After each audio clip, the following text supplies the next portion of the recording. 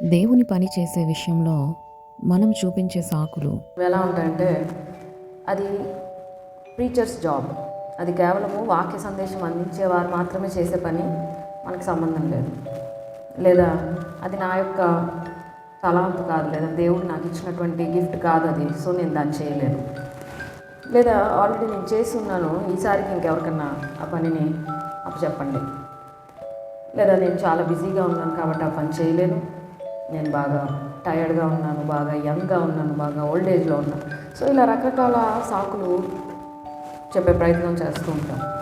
So Ben Franklin అనే వ్యక్తి అంటాడు, he that is good for making excuses is seldom good for anything else. Excuses లేదా సాకులు చెప్పడంలో ఎవరైతే తమ ప్రావీణ్యతను చూపిస్తారో వాళ్ళు వేరే పనుల్లో అంత ప్రావీణ్యులు కాలేరట ఎప్పటికీ.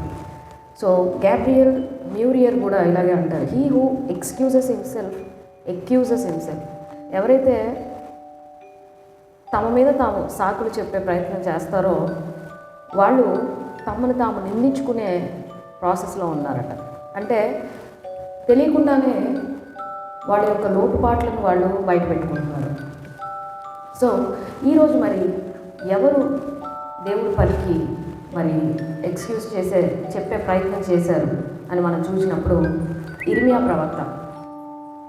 ఇర్మియా గ్రంథము 1వ అధ్యాయాన్ని ఈరోజు మనం ధ్యానం చేస్తాం. ఇక్కడ ఆ టాపిక్లోకి వెళ్ళే ముందు బ్రీఫ్గా ఆయన యొక్క ఇంట్రడక్షన్ కనుక మనం చూసినట్లయితే, ఇర్మియా అనే మాటకు అర్థము the lord exalts or the lord throws down. హెచ్చించువాడు ఆయనే, పడవేసేవాడు ఆయనే అనే అర్థం వస్తుంది ఆ మాటకు. ఈయనకు రకరకాల పేర్లు ఇవ్వబడ్డాయి, విలపించు ప్రవక్త, వీపింగ్ ప్రాఫిట్ అని. సో ఈయన యొక్క టైం పీరియడ్ని కనుక మనం చూసినట్లయితే, మరి అబ్యాతారు వంశానికి చెందిన ఈయన 5 రాజుల యొక్క కాలంలో ఈయన ప్రాఫిట్గా ఉండడానికి మనం చూస్తాం. లైక్ యోషియా గారు, యెహోయాహాజు, యెహోయాకీను, సిద్కియా. ఈ 5 రాజుల కాలంలో ఈయన ప్రవక్తగా ఆయన యొక్క పరిచర్యను అందించినట్లుగా ప్రజలకు మనం చూస్తాం. అయితే ఈయన యొక్క మినిస్ట్రీ అంతా కూడా ఒక 40 years గడిచినట్లుగా మనకు ఆధారాలు చెప్తుంది. అయితే ఈ 40 సంవత్సరాలు ఈయన సక్సెస్ఫుల్ మినిస్ట్రీ ఈయన చేయగలగటానికి కారణాలు ఏంటి? ఎక్స్క్యూజెస్ చెప్తూ స్టార్ట్ చేసిన ఈయన ఎలా అన్ని సంవత్సరాలు దీన్ని కొనసాగించగలిగారు అనే విషయాలను మనము చూస్తాం. 4 ప్రధానమైన సాకులు ఈయన దేవుని ముందు ప్రజెంట్ చేస్తారు. ఆ 4 సాకులను నల్లిఫై చేస్తూ దేవుడు తన ప్రామిసెస్ని, తన వాగ్దానాన్ని ఈ ప్రవక్తకి ఇస్తూ ఆయన బలపరచడాన్ని మనం చూస్తాం. మొట్టమొదటి సాకు ఏమిటంటే, ద టాస్క్ ఈజ్ డిమాండింగ్. ఇది చాలా భారభరితమైన ఒక పరిచర్య కాబట్టి నేను దీన్ని చేయలేను అన్నట్లుగా మరి ఇర్మియా గారు దేవునితో చెప్పడాన్ని మనం చూస్తాం. ఇదే 1వ అధ్యాయము 5వ వచనంలో మరి చివరి ఒక లైన్లో మనం చూస్తాము, జనములకు ప్రవక్తగా నేను నియమించింది. జనములు అంటే ప్లూరల్ వాడుతున్నారు ఇక్కడ. అంటే ఒక్క నేషన్, యూదా ఒక్కదానికే కాదు, ఆ చుట్టుపక్కల లేదా ప్రపంచంలో ఉన్న చాలా నేషన్స్కి ఈయన ప్రవక్తగా మరి ఆయన పరిచయం చేయడాన్ని మనం చూస్తాం. అంటే ఒక్క జాతికి సేవ అందించడమే చాలా కష్టమైనటువంటి పని. అటువంటిది ఈయన జనములకు అంటే మల్టిపుల్ నేషన్స్కి ఈయన సేవ అందించాలంటే అది ఎంత బర్డెన్సమ్ పని. సో దాన్ని ఈయన అందుకనే తప్పించే అటువంటి ఒక ప్రయత్నం చేసినట్లుగా మనం చూస్తాం.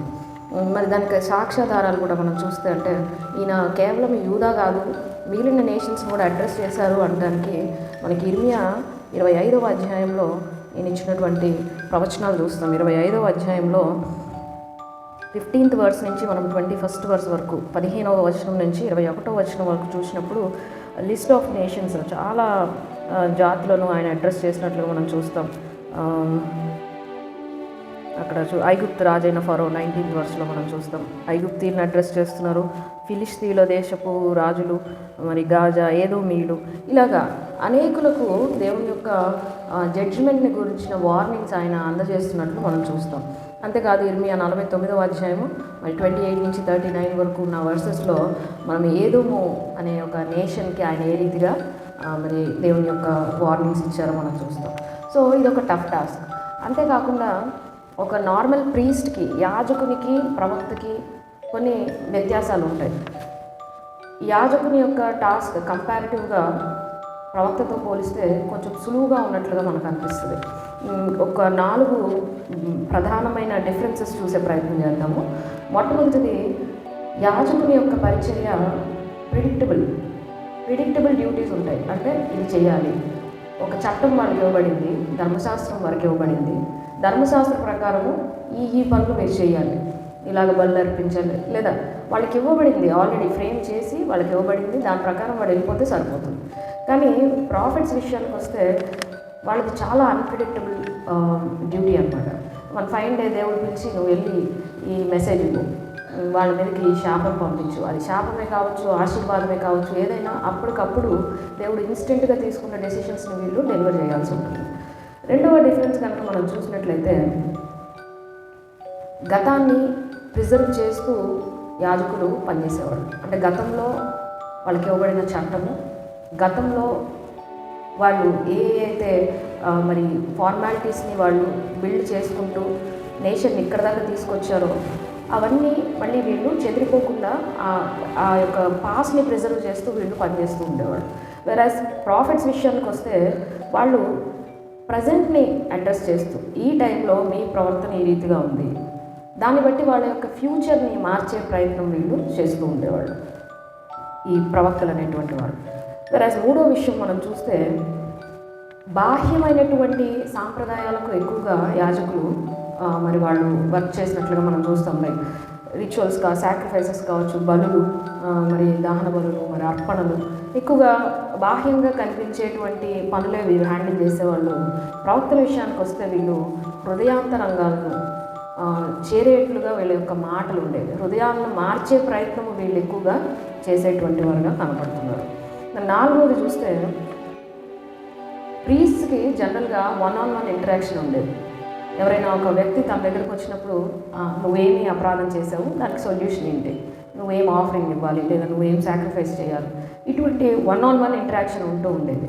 వెరాజ్ ఈ ప్రాఫిట్స్ విషయానికి వస్తే వీళ్ళు జనరల్గా హోల్ నేషన్ని అడ్రస్ చేస్తూ మాట్లాడేవాళ్ళుగా మనకు కనబడుతుంది. సో ఓవరాల్గా ప్రీస్ట్తో పోలిస్తే ఒక ప్రాఫిట్కి కొంచెం అది బర్డెన్సమ్ టాస్క్గానే మనము చూడవచ్చు. సో ఇర్మియా దేవునికి చూపించిన ప్రధానమైన మొట్టమొదటి కారణము, సాకు ఏమిటంటే ఇది చాలా భారభరితమైన పరిచర్య.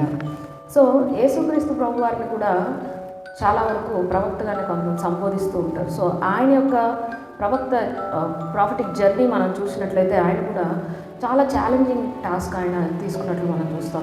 ఒక ప్రాంతం నుంచి మరో ప్రాంతానికి వెళ్తూ ట్రావెల్ చేస్తూ మరి ప్రజలను మార్చే ప్రయత్నం, వాళ్ళ హృదయాలను వారి ప్రవర్తనలు మార్చే ప్రయత్నము, అంతేకాకుండా వాళ్ళ ఫ్యూచర్కి వాళ్ళకి ఒక నిరీక్షణ కలిగేటువంటి మరి మెసేజెస్ ఆయన డెలివర్ చేస్తూ ఆయన యొక్క ప్రాఫిటిక్ జర్నీని ఆయన కొనసాగించినట్లు మనము చూస్తాం. సో ఈ బర్డెన్సమ్ టాస్క్ అన్నప్పుడు దేవుడు ఈయనకి ఇస్తున్న ప్రామిస్ ఏంటి? ఇదే 1వ అధ్యాయము 5వ వచనంలో మనం చూస్తాం. మరి ఆఖరి లైన్లోనే ఉంటుంది, స్టార్టింగ్ 2nd లైన్లో ఉంటుంది, గర్భంలో నేను నిన్ను రూపింపక ముందే నిన్ను ఎరిగి ఉన్నాను. ఈ ఎరిగి ఉన్నాను అనే ఒక మాట, ఇది వాగ్దానపూరితమైనటువంటి ఒక మాట. నాకు తెలుసు నీ గురించి.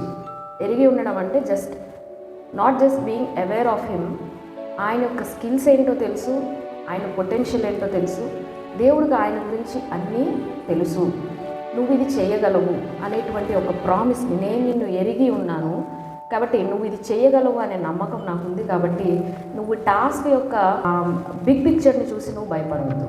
సో నేను నిన్ను ఎరిగి ఉన్నాను కాబట్టి నువ్వు ధైర్యంగా నువ్వు ముందు అడిగేయాలి. సో దేవుని యొక్క ప్లాన్స్ ప్రకారము మనం వెళ్తున్నప్పుడు, మన ప్లాన్స్ పక్కన పెట్టి దేవుని యొక్క ప్రణాళిక ప్రకారం మనం వెళ్తున్నప్పుడు, అది ఎటువంటి పెద్ద భారభరితమైన పరిచర్య అయినప్పటికీ దేవుడు దాన్ని మనకి సులువుగా చేసేటువంటి మరి శక్తిని దేవుడు దయచేస్తాడు. అదే రీతిగా 2వ సాకు ఏం చెప్తున్నాడు ఆయన? మై టాలెంట్ ఈజ్ ఇన్ఎడిక్వేట్, నాకు సరిపోను తలాంతు లేదా టాలెంట్ లేదు నువ్వు ఇచ్చిన పనిని చేయడానికి అనేటువంటి సాకును చూపిస్తున్నాడు. ఆ మాట మనం ఎక్కడ చూస్తామంటే 6వ వచనంలో చివరి లైన్లో అంటాడు చూడండి, మాటలాడుటకు నాకు శక్తి చాలు.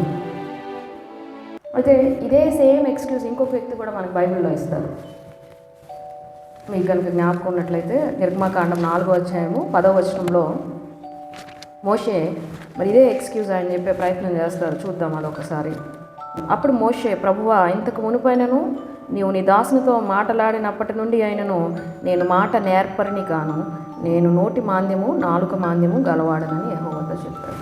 అయితే ఈయన చూపించే రీజన్స్ ఏంటి? నేను అంత ఎలిక్వెంట్ కాదు, నేను మాట్లాడలేను, జనాల ముందు నిలబడి నేను స్పీచ్ ఇవ్వలేను, నాకు మరి ఫిజికల్గా కూడా నా స్లో స్పీచ్ ఉంది, నేను మాట్లాడలేను అనేటువంటి రీజన్స్ చెప్పినప్పుడు, ఇలాంటి రీజన్స్ ఎందుకు వస్తాయి జనరల్గా అంటే సెల్ఫ్ డౌట్ ఉన్నప్పుడు, నేను ఈ పని చేయగలనో లేను.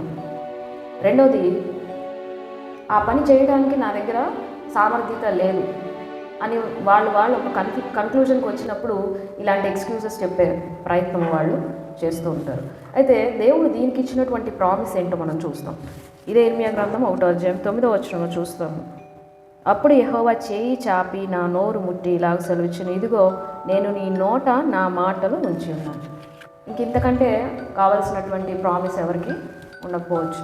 డైరెక్ట్గా దేవుని మాటలు ప్రవక్త నోట్లో దేవుడు ఉంచడాన్ని దేవుడు టచ్ చేసి ఆయనకి ధైర్యం చెప్పినట్లుగా మనం చూస్తాం.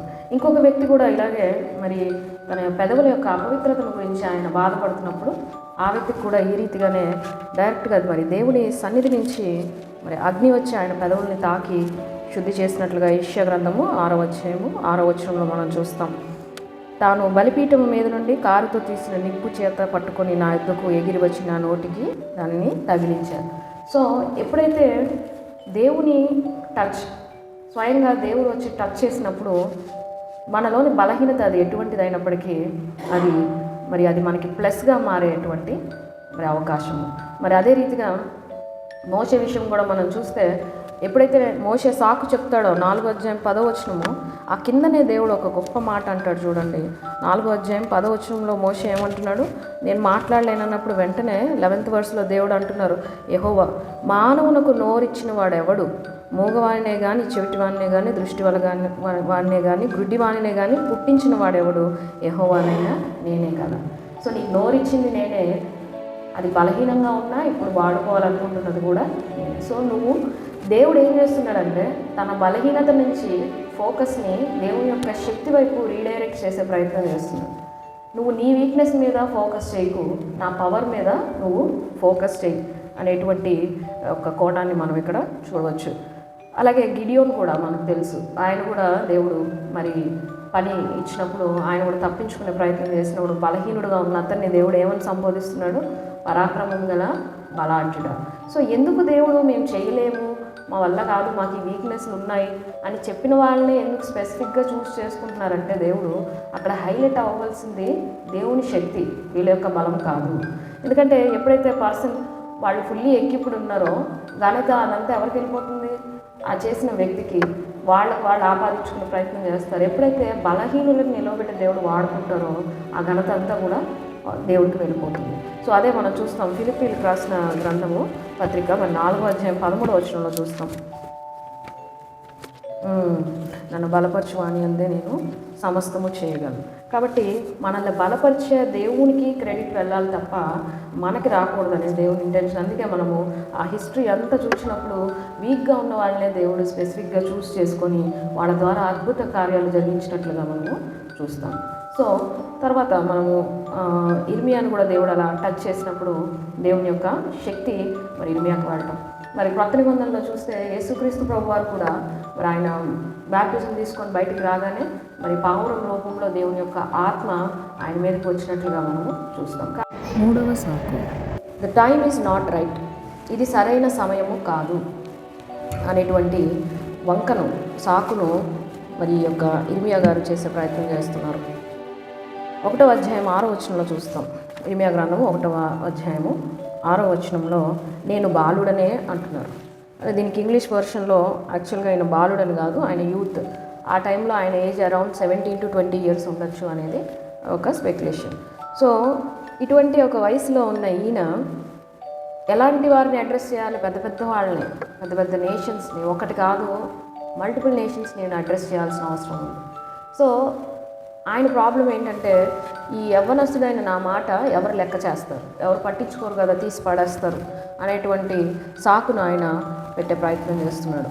అయితే ఇంతకు ముందు కూడా మనం పరిశుద్ధ గ్రంథంలో మనం చూసినప్పుడు అనేకులు యవ్వన ప్రాయంలో ఉన్నప్పుడు దేవుడు వాళ్ళని వాడుకొని గొప్ప కార్యాలు చేశారు. బెస్ట్ ఎగ్జాంపుల్ వచ్చేసి మన దావీదు గారిని చాలా యవ్వన దశలో మరి 17 ఏళ్ళ వయసు ఉన్నప్పుడు దేవుడు ఆయన్ని వాడుకొని మనం చూస్తాం. మొదటి సమూయేలు గ్రంథము 17వ అధ్యాయంలో చూస్తాము. అటువంటి ఒక యవ్వన దశలో ఏం చేస్తున్నాడు, దేవుడు ఆయన నిలబెట్టుకొని ఒక భయంకరుడైన ఒక గొల్యాతు మీద విజయము పొందేటువంటి అవకాశం దేవుడు దయచేశారు. అంతేకాకుండా జాన్ ద బాప్టిజం ఇచ్చి యోహాను కూడా ఏ వయసులో యోహాన్ని దేవుడు మరి పిలుచుకున్నారని మన అంచనా, ఎనీ గెసెస్? ఏ వయసులో ఉన్నప్పుడు యోహాన్ని పిలిచి ఉండవచ్చు అంటే గర్భంలో ఉన్నప్పుడే ఆయన్ని దేవుడు ప్రతిష్ఠించుకున్నట్లుగా మన వాక్యాధారాలను బట్టి మనం చూడవచ్చు. అంటే దేవునికి ఏజ్తో సంబంధం లేదు. ఇంకా పుట్టనటువంటి గర్భంలో ఉన్న పసికందుల్లో కూడా దేవుడు ఆయన పనికి వాడుకోవచ్చు. సో ఇది ఈ కాజ్ కంప్లీట్గా, ఈ ఎక్స్క్యూజ్ కంప్లీట్గా రూల్డ్ అవుట్ అనమాట. సో అంతేకాదు తిమోతి విషయాన్ని మనం చూస్తే తిమోతి కూడా చాలా యంగ్ ఏజ్లో పౌలు గారు తిమోతికి రాసినటువంటి మొదటి పత్రిక 4వ అధ్యాయము 12వ వచనంలో చూస్తాం. ఈ సంగతులను ఆజ్ఞాపించి బోధించుము, నీ యవ్వనమును బట్టి ఎవడును నిన్ను తృణీకరింపనీయకుము కానీ మాటలోను, ప్రవర్తనలోను, ప్రేమలోను, విశ్వాసంలోను, పవిత్రతలోను విశ్వాసులకు మాదిరిగా ఉన్నావు. అంటే ఏ ఏ ఏజ్లో ఉన్నాడైనా చాలా యంగ్ ఏజ్లో ఉన్నాడు, యవ్వనస్తుడు. ఈ టైంలో దేవుడు ఏం చేస్తున్నాడు, ఇతన్ని వాడుకొని ఒక సంఘానికి ఈయనను ఒక వెన్నుముకగా దేవుడు ఈయన నిలబెట్టడాన్ని మనము చూస్తాం. సో ఆ రీతిగా అవుట్ ఆఫ్ బైబిల్ కూడా చాలా ఎగ్జాంపుల్స్ ఉన్నాయి. హడ్సన్ టైలర్ అనే ఒక వ్యక్తి 17 ఇయర్స్ ఆఫ్ ఏజ్లో ఆయన రక్షణ పొందారు. వెంటనే 22 ఇయర్స్కి ఆయన చైనాకి మిషనరీగా వెళ్ళటాన్ని మనం చూస్తాం, చాలా యంగ్ ఏజ్లో. అంతేకాదు జే ఎడ్విన్ ఆర్ అనే వ్యక్తి 21 ఇయర్స్ ఆఫ్ ఏజ్లో చాలా high paying job, great depression మీద అందరూ వినే ఉంటారు. అప్పట్లో ప్రపంచం మొత్తాన్ని రెసెషన్లో పడేసి చాలా నష్టాల్లో అన్ని ఎకానమీస్ని పడేసింది.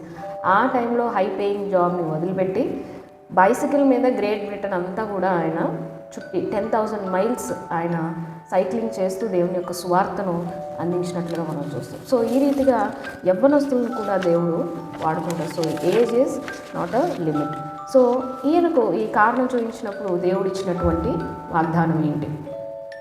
ఇదే 1వ అధ్యాయము 7-8 వచనాలు మనం చూస్తాం. ఇర్మియా గ్రంథము 1వ అధ్యాయము 7-8 వచనాల్లో దేవుడు ఆయన బలపరుస్తున్నాడు.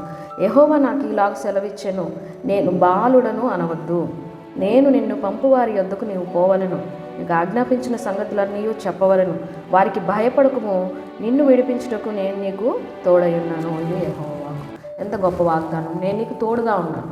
ఎక్కడికైనా భయపడుతూ వెళ్తున్నప్పుడు ఏం చేస్తాము, ఎవరినైనా వెంట తోడు తీసుకొని వెళ్తాం, ఎందుకంటే అదొక ధైర్యం కదా. అది దేవుడే తోడుగా వస్తే ఇంక అంతకంటే గొప్ప ధైర్యము మరొకటి ఉండదు. సో దేవుడు అంత చక్కని వాగ్దానాన్ని ఈయనకిచ్చి బలపరుస్తున్నారు. మరి అదే కదా సమూయేలు, మరి 1వ సమూయేలు 17:45లో డేవిడ్ కూడా అంత యవన ప్రాయంలో ఆయన వెళ్తూ ఆయన ఎవరి నామం పేరట వెళ్తున్నాను అంటున్నాడు. 17వ అధ్యాయం చూస్తాం. మొదటి సమూయేలు 17వ అధ్యాయము 45వ వచనంలో చూస్తాం. దావీదు, నీవు కత్తియు ఈటయు బల్లెమును ధరించుకుని నా మీదికి వచ్చుచున్నావు, అయితే నీవు తిరస్కరించిన ఇశ్రాయేలీల సైన్యములకు అధిపతియగు యెహోవా పేరట నేను నీ మీదికి వచ్చుచున్నాను. జస్ట్ ఆ నేమ్ తీసుకొని ఆయన వెళ్తున్నాడు. ఆ పేరులోనే అంత శక్తి బలం. అటువంటిది ఇక్కడ ఇర్మియాకి ఏమంటున్నాడు, నేను నీకు స్వయంగా తోడుగా వస్తున్నాను. మరి కీర్తనలు 20వ అధ్యాయము 7వ వచనం, 20వ అధ్యాయము 7వ వచనంలో కూడా చాలా చక్కని ఒక మాట ఉంటుంది. కొందరు రథములను బట్టి, కొందరు గుర్రములను బట్టి అతిశయపడుదురు, మనమైతే మన దేవుడైన యెహోవా నామమును బట్టి అతిశయపడు. సో దేవుని యొక్క పేరులో అంత గొప్ప శక్తి ఉంది కాబట్టి దాన్ని బట్టే దేవుడు ఏం చేస్తున్నాడు, భయపడుతున్నటువంటి ఇర్మియాను ధైర్యపరుస్తున్నాడు. మరి నాలుగవ కారణము లేదా సాకు ఈయన చూపించినటువంటిది ఏంటంటే, ద టీచింగ్ ఈజ్ డేంజరస్. అంటే నేను చెప్పబోయేటువంటి ఆ యొక్క ప్రవచనాలు లేదా ఆ బోధ ఏదైతే ఉందో ఫస్ట్ అదే చాలా డేంజరస్ బోధ. నేను చెప్పేదే భయంకరమైనది. అది వినంగానే నన్ను ఖచ్చితంగా అటాక్ చేస్తారు. అంటే దేవుడు ఏదో ఒక జాయ్ఫుల్ మెసేజ్ ఇచ్చి నన్ను పంపించడం లేదు. ఇర్మియా మరి ప్రవక్తగా ఏర్పాటు చేయబడిన ఆ టైంలో సిచ్యువేషన్ ఏంటంటే, ఇశ్రాయేలీలందరూ కూడా దేవునికి కంప్లీట్గా వ్యతిరేకంగా మరి వాళ్ళ ఇష్టానుసారంగా వాళ్ళు మరి విగ్రహ పూజలు చేస్తూ దేవుని కంప్లీట్గా విస్మరించినటువంటి కండిషన్లో ఉన్నారు. అటువంటి వాళ్ళకి దేవుడు జడ్జిమెంట్ని పంపించాలన్న ఉద్దేశంతో ఇర్మియాని నిలబెట్టుకున్నారు. ఎవరైనా గుడ్ న్యూస్ని వెల్కమ్ చేస్తారు, కానీ వాళ్ళకి నచ్చింది బ్యాడ్ న్యూస్ కానీ వాళ్ళ మీదకి ఏదైనా ఉగ్రత వస్తుందనే విషయాలు తొందరగా ఎవరు యాక్సెప్ట్ చేయరు. సో ఆ మెసేజ్ వినటం తోడనే ఈయన ఏం చేస్తున్నాడంటే, ఇది ఒక భయంకరమైన మాట, వార్త నేను అందించగానే నన్ను ఏదో ఒకటి చేస్తాను, దీని కాన్సిక్వెన్సెస్ ఏముండొచ్చు, నన్ను తప్పుగా అర్థం చేసుకోవచ్చు, నన్ను పర్సిక్యూట్ చేయొచ్చు, అరెస్ట్ చేయొచ్చు, చంపచ్చు. మరి నిజంగానే ఆయన నానా రకాలుగా హింసించినట్లు మనం చూస్తాం. మరి ఆయా ప్రవక్తల యొక్క మరి మెసేజెస్ ఏ రీతిగా ఉన్నాయని మనం ఒకసారి చూస్తే, యెషయా గారేమో రక్షణను గూర్చినటువంటి మెసేజ్ ఆయన డెలివర్ చేసినట్లుగా మనం చూస్తాం. యెహెజ్కేలు దేవుని యొక్క ఘనతను, మరి ఆయన గ్లోరీని గురించి ఆయన చెప్పినట్లు మనం చూస్తాం. మరి దానియేలు గారి విషయానికి వస్తే దేవుని యొక్క రాజ్యం గురించి ఆయన వివరిస్తూ వచ్చారు.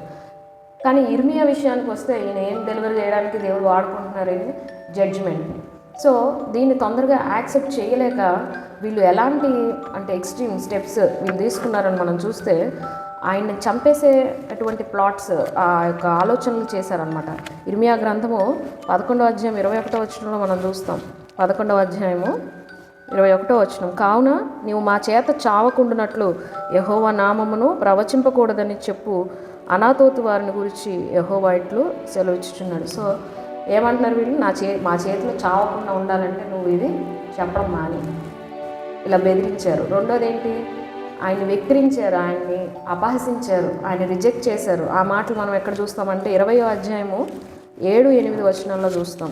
యెహోవా నీవు నన్ను ప్రేరేపింపగా నీ ప్రేరేపణకు లోబడితిని, నీవు బలవంతము చేసి నన్ను గెలిచితివి, నేను దినమెల్లా నవ్వుల పాలైతిని, అందరూ నన్ను ఎగతాళి చేయుదురు. ఏలైనగా నేను పలుకున్నప్పుడెల్లా బలాత్కారము జరుగుచున్నది, దోపుడు జరుగుచున్నది అని ఎలుగెత్తి చాటింపవలసి వచ్చును. దినమెల్లా యెహోవా మాట నాకు అవమానమునకు అపహాసమునకు హేతువాయి. కాబట్టి దినమెల్లా ఎవ్రీ డే, ప్రతిరోజు మార్నింగ్ నుంచి దినమెల్లా అంటే మార్నింగ్ నుంచి పడుకునే వరకు, మళ్ళీ లేచినప్పటి నుంచి పడుకునే వరకు ఈయన ఏం ఫేస్ చేస్తున్నారు, అపహాస్యము. ఈయనని నవ్వుల పాలు చేస్తున్నారంట, ఈయనని ఎగతాళి చేస్తున్నారంట. మరి అదే రీతిగా 37వ అధ్యాయం 15-16లో అయితే ఈయన్ని మరి బంధిస్తారు, జైల్లో పెడతారు. 37వ అధ్యాయము 15వ వచనము 16వ వచనాలు మనం చూసినప్పుడు, మరి ఆయన్ని తీసుకువెళ్ళి అధిపతులు ఇర్మియా మీద కోపపడి అతన్ని కొట్టి తాము బందీ గృహంగా చేసి ఉన్న లేఖకుడైన యోనాతాను ఇంట్లో అతన్ని వేయించేశారు. కోపపడ్డారు, కొట్టారు, అది చాలదన్నట్లుగా ఏం చేస్తున్నారు, ఈయన్ని ప్రిజన్లో ఉంచారు.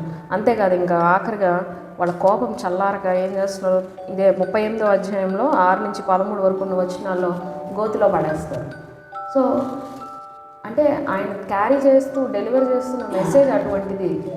వీళ్ళు వినటానికి దానికి రెడీగా లేరు, లేక వీళ్ళు ఏం చేస్తున్నారంటే ఆయన ఫిజికల్గా ఆయన హెరాస్ చేసేటువంటి ప్రయత్నం చేస్తున్నారు. కాబట్టి ఇది ఫస్ట్ వినగానే ఆయన అందుకే ఏమంటాడు, ఇది చాలా డేంజరస్ మెసేజ్, నేను దీన్ని ఇవ్వడానికి సిద్ధంగా లేను అన్నప్పుడు దేవుడు ఈయనకి ఏం ప్రామిస్ చేస్తున్నాడో మనం చూద్దాం.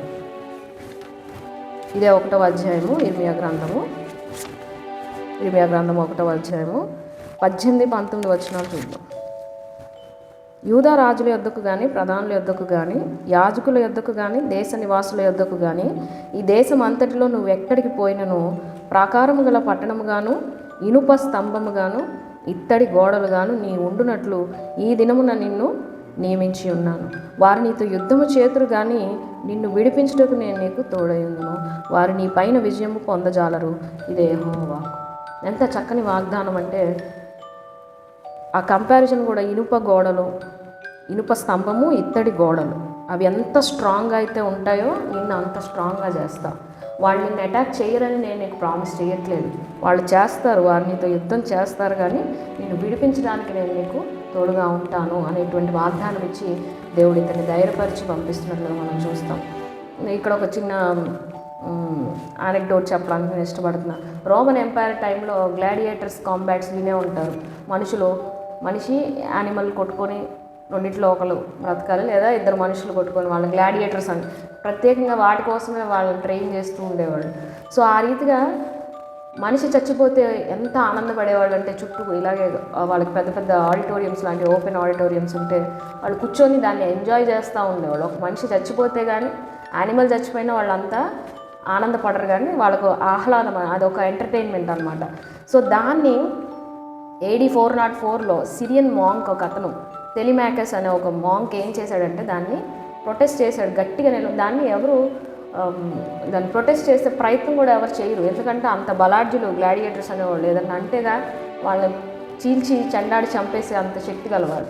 అలాంటి బలవంతులు అందరి మధ్యలో లేచి నిలబడి దీనిని ఆపండి, ఇది సరైన పని కాదు, మీరు చేసేది చాలా తప్పు, మీరు ఆనందము తప్పు వాటిలో వెతుక్కుంటున్నారని ఆయన ఓపెన్గా దాన్ని ప్రొటెస్ట్ చేసినప్పుడు వెంటనే అప్పటికప్పుడు ఆయన చంపేశారు. అక్కడే చంపేసిన తర్వాత ఆయన డెత్ వల్ల కొన్ని వీక్స్కి కొన్ని మంత్స్కే అది ఆ షోకి దాన్ని ఏమంటారు, ఆ క్రేజ్ కావచ్చు, దాని డిమాండ్ కావచ్చు తగ్గిపోయింది. గ్రాడ్యువల్గా దాన్ని ఆపేశారు అనమాట.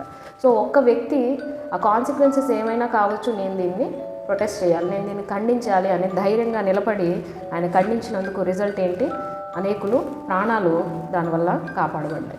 కాబట్టి ఇక్కడ ఇర్మియా గారు కూడా 4 రకాల సాకులను ఈరోజు దేవుడు మన ముందు ఉంచారు. ఇర్మియా గారు ఇచ్చినటువంటి సాకులు, మొట్టమొదటిది ద టాస్క్ ఈజ్ డిమాండింగ్. ప్రవక్తగా ఉండటం అనేది చాలా బర్డెన్సమ్ టాస్క్, నేను దీన్ని చేయలేను అని అన్నప్పుడు దేవుడు ఇచ్చినటువంటి వాగ్దానం ఏంటి, నేను నిన్ను ఎరిగి ఉన్నాను కాబట్టి నువ్వు దాన్ని చేయగలవు, నీ సామర్థ్యత నాకు తెలుసు, నువ్వు ఎంతవరకు దాన్ని చేయగలవో నాకు తెలుసు, కాబట్టి నువ్వు దాని గురించి భయపడవద్దు. రెండవ సాకు ఏంటి, మై టాలెంట్ ఈస్ ఇన్అడిక్వేట్, అంటే మాట్లాడటకు నాకు శక్తి చాలదు అనే మాట ఆయన వాడుతున్నాడు. సో దీనికి ఆయన ఇచ్చినటువంటి వాగ్దానం ఏంటి, ఆయన వచ్చి స్వయంగా తాకినప్పుడు నా మాటలు నీ నోట ఉంచుతున్నాను అనేటువంటి వాగ్దానము దేవుడు ఆయన కలుగజేసి ఆ భయాన్ని కూడా తొలగించారు.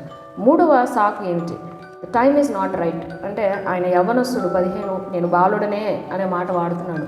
15-20 ఏళ్ల ప్రాయంలో ఉన్న వ్యక్తి వెళ్ళటానికి ఆయన ఆలోచిస్తున్నప్పుడు దేవుడు ఇస్తున్నటువంటి వాగ్దానం ఏమిటంటే, నేను నీకు తోడై ఉన్నాను. కాబట్టి సమూయేలు, మరి దావీదు, మరి అదే రీతిగా తిమోతి, మరి జాన్ ద బ్యాప్టిస్ట్, వీళ్ళంతా ఏ రీతిగా వెళ్ళారో అదే రీతిగా దేవుడు ఈయన్ని కూడా బలపరిచినట్లు మనం చూస్తాం. 4వ సాకు, ద టీచింగ్ ఇస్ డేంజరస్, నేను ఇచ్చేటువంటి మెసేజ్ చాలా భయంకరమైనది కాబట్టి నేను వెళ్ళలేను అన్నప్పుడు దేవుడు ఇస్తున్న వాగ్దానం ఏంటంటే, నీకు తోడుగా నేను వస్తున్నాను, వారినితో యుద్ధం చేసిన నేను విడిపిస్తాను. సో ఇటువంటి సాకులు చూపించినప్పుడు దేవుడు ఆయన వాగ్దానపూర్వకంగా బలపరిచి మరి 40 సంవత్సరాలు ఆయన దేవుని పరిచర్య చేయడానికి దేవుడు ఆయనకు తోడుగా ఉన్నాడు. అదే రీతిగా ఆయన్ని రెడీగా ఉండమని దేవుడు సిద్ధపరుస్తున్న మాటలు మనం చూస్తాం.